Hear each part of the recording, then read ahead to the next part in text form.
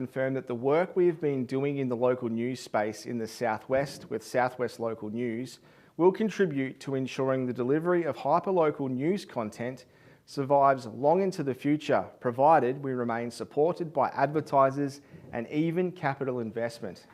The Engaged Journalism in the Heartland report is the result of a study conducted by RMIT University and the University of Canberra.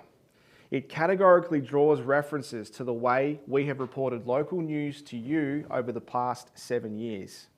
Within the 70-page document, Professor Sora Park, Dr. TJ Thompson, and Senior Lecturer of the Canberra University, Dr. Ji Young Lee, highlight that gaps continue to emerge in the provision of local news across Australia, and if outlets don't embrace community-driven content, it risks the viability of local news.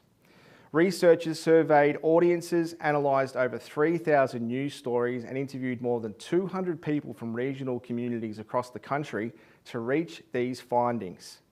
According to Professor Sora Park, local news organisations risk becoming irrelevant if they don't adapt to their audiences' viewing habits. Professor Park quoted saying, "Regional audiences want hyperlocal news, human interest stories, and practical information like weather and local events. It is for this reason that I am more committed than ever to investing into producing local news and public affairs content by creating new ways to reach you, our audience, in more places, and keen to grow to a point where we can create more jobs for local journalists and crew." The other encouraging detail in this report is that trust in local news remains higher than national or international media, especially when journalists had local knowledge and tell locally relevant stories. Our team is local. We live, play and work in your community, and I truly believe that you trust our team because we are actively involved in our community, whether it be on committees, youth groups, and other community-based organisations. You see us at local markets, at supermarkets and public events, not just when we are at work, but when we are at home with our families. Professor Park outlined that while topics like sport and crime dominate headlines, telling more human interest stories would help re-engage audiences. That boosting coverage of culture and community issues, instead of relying on crime and sport, would improve diversity and representation in news coverage. You only need to look at the stories we feature on this page and on our bulletins and interview programs to see that this is exactly what we want to try and represent. Another key finding in this report is that visual storytelling is underused, missing opportunities for deeper audience engagement. We use video, photo, written and video-based content to tell your stories, and our statistics on audience reach and engagement prove that this point is 100% correct. It's why from the onset of creating Fitz Media, I wanted to introduce video-based news coverage with a hyper-local focus, and with the inclusion of photo galleries and smaller video clips recently, our audience has more than doubled in 12 months. Report co-author Dr. TJ Thompson from RMIT believes visuals attract attention, spark emotional connection, and help audiences make sense of news. While the report is recommending that outlets use more video, photo galleries, graphs, and maps to tell stories, I am incredibly pleased to say that we are already doing this and have been for many, many years. Another point I want to highlight is the importance of community-driven content. This falls under the category of receiving leads from you, our audience, and improving ways to do that.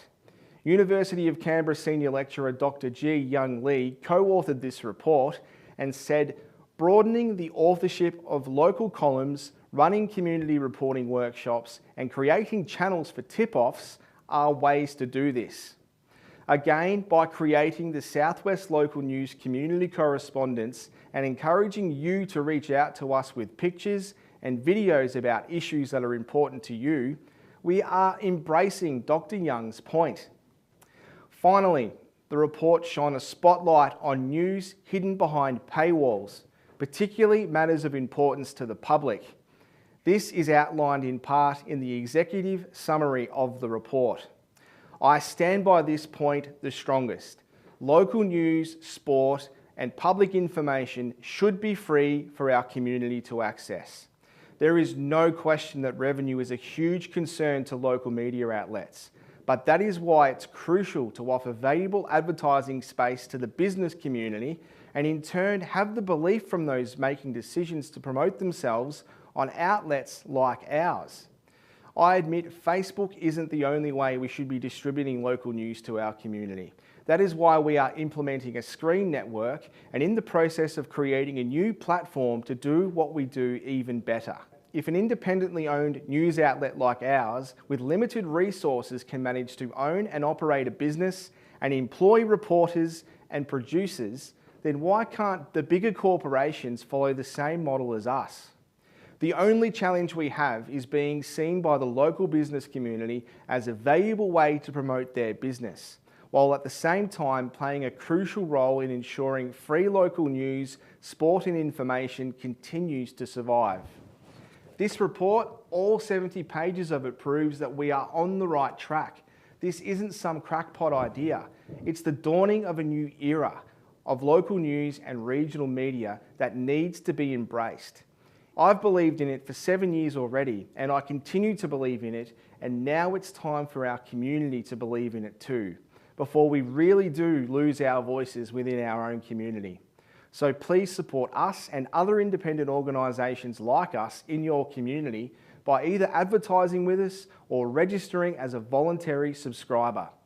Help us to continue investing in our community and take a new direction in regional media. It starts right here in our community.